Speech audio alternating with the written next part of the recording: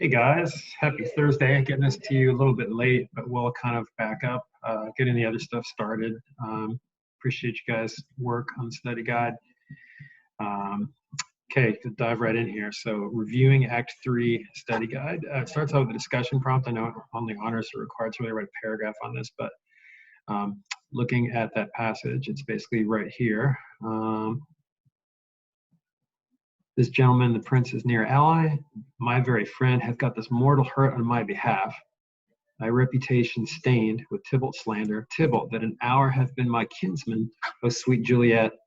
Not really talking to her there, right? He's talking to himself, but acting like he's talking to her.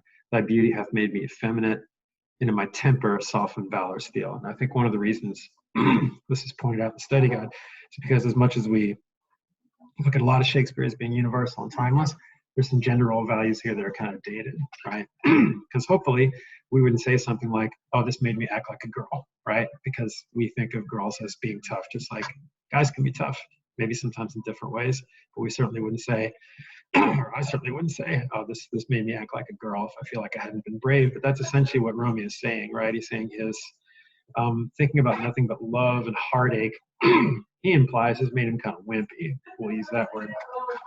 To not stand up to Tybalt, and by not standing up to Tybalt, Mercutio ended up getting killed, and so he feels angry at himself for that, to say the least. So the discussion prompt was: does the evidence in play thus far suggest that Juliet's beauty hath made Romeo effeminate? Well, it's up for us to decide. There's no real right answer there, but the point he's making is that he's blaming himself for his behavior in the street fight. Not so much blaming on Juliet as blaming himself for his behavior because of Juliet, right? And you could point out any other text after that as evidence of that, right? And you can see how hard he is on himself, and then he kind of follows it up with, this day's black fate on more days doth depend. This but begins the woe, others must end. And that's Romeo getting mad, both at himself and at Tybalt for what's happened, and that he's going to get him, for doing this and to kind of avenge Tybalt's death, right? Alive in triumph, Mercutio slain, away to heaven respective lenity, and fire-eyed fury be my conduct now.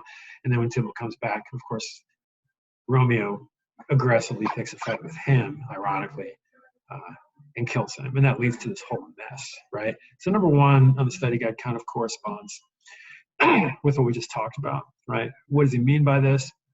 That he feels like he's been made wimpy by all the side of love, and his realization affects his behavior in the remainder of the scene with the lines I was just pointing out, right? He becomes really angry. Tybalt re-enters. He yells at him. Of course, Tybalt's up for this. Romeo says, this shall determine that. And they fight.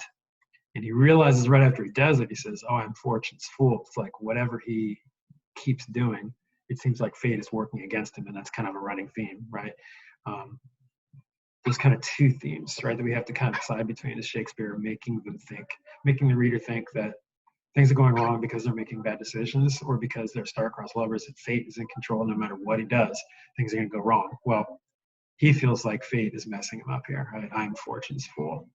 He's just kind of yelling that, like shaking his fist at the heavens. Right?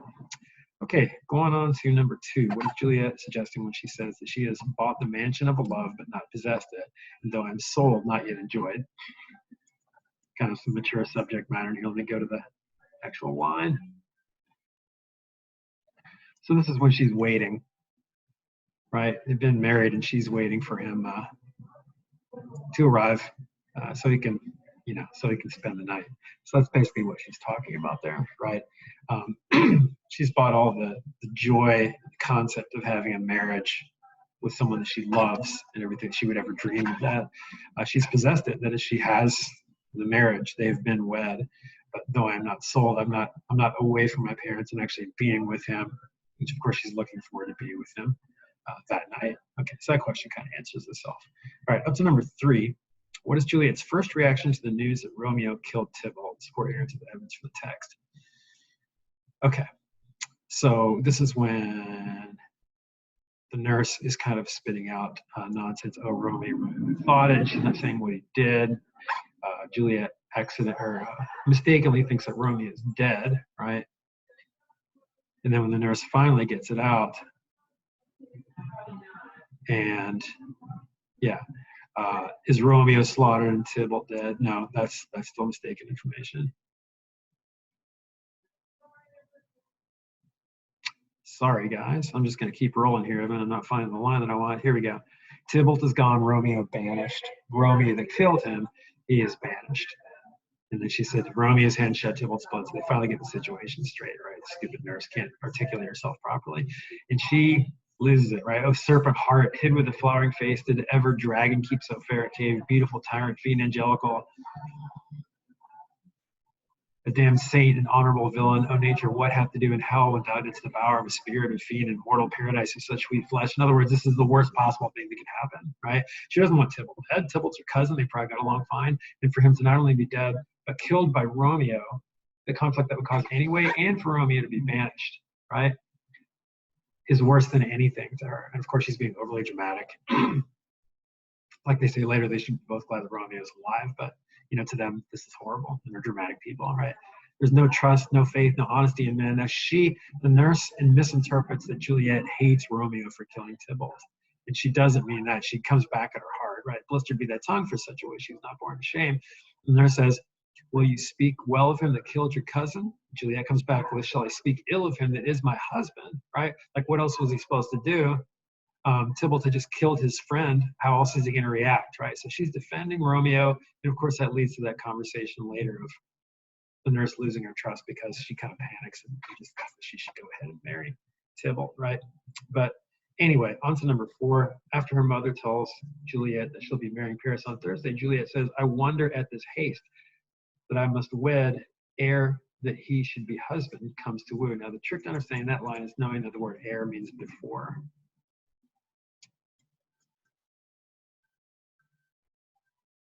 I'm trying to search up a line here. Give me just a sec.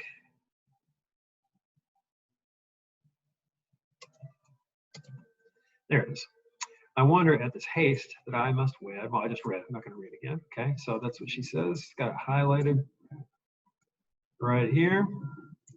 So if we look at that word ere, it's meaning before. It's her reacting to the statement by her parents that he's going to marry this Thursday. Haste means hurry, right? She wonders why they're in such a hurry, and it is a hurry. It's kind of weird, right? That I must wed before he that should be my husband comes to woo. And woo means to court, to behave in a loving way, to get to know, right? So she's basically saying, I barely know him. Why are you rushing this marriage? Now, her parents actually have the genuinely good intentions of moving the wedding up, thinking that it'll be something that'll make her happy because she wanted that.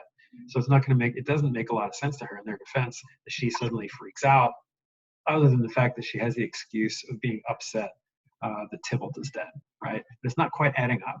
And that's why they get so upset. And the dad, unfortunately, really goes off, right? So the last question is, how does Juliet's father react to the refusal to marry?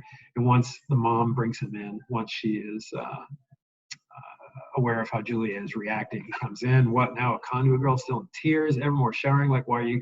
You can tell she's crying. I don't know. There's something off about the way that she's crying, how much she's crying, even though her cousin is dead. And we know the reason for that, dramatic irony, right? But they don't, right? And we know the reason that she not only won't but can't marry Paris because she's already married to Juliet. She can't be married to 2 different men. So,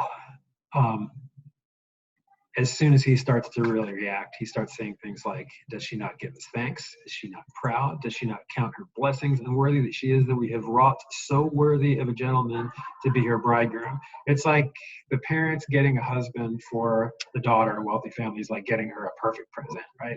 And Paris could not be on paper a better choice for a husband. He's a relative of the prince.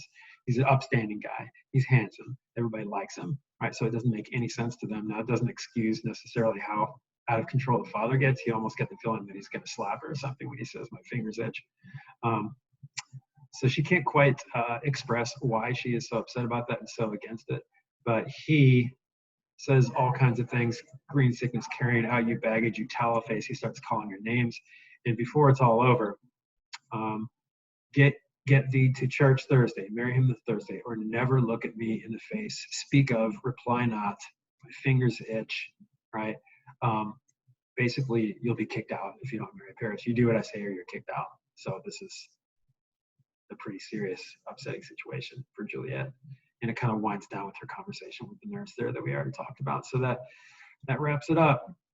I will get out Act 4 materials to you guys soon. And of course, on this post or any other, feel free to post any questions or email me for help. I hope you guys are looking at my scene by scene commentary, and I'll get the study guide and those out pretty soon. You got to use all the tools. You can't just quietly read a Shakespeare play for the first time with no help and no commentary. I would have trouble doing that myself. So you guys use all the resources I'm giving you.